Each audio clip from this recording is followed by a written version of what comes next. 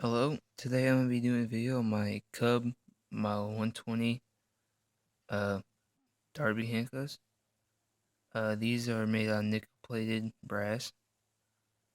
They're made by Cub. This is the original key, stamped Cub. You only get one key with these, so I'd recommend not to lose it. Uh, this is the box they come in. Just a standard box.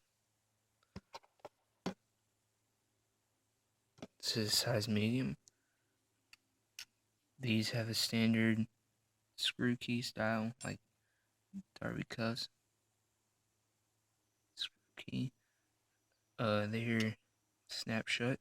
You can just snap it shut without a key.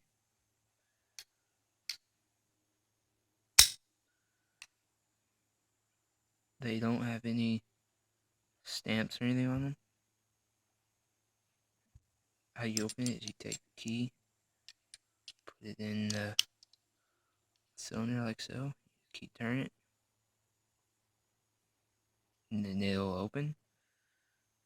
Eventually, you just snap it open. Just keep screwing it.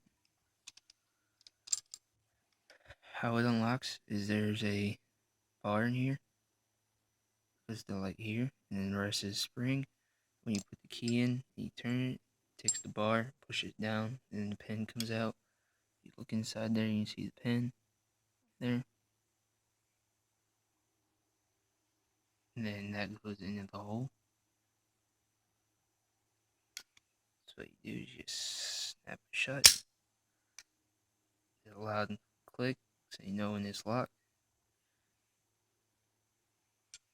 And this is a comparison of those to the Smith & Wesson Model 100.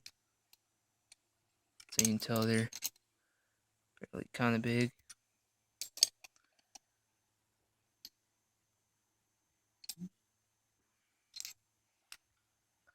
These run for about 60 to 80 bucks around there.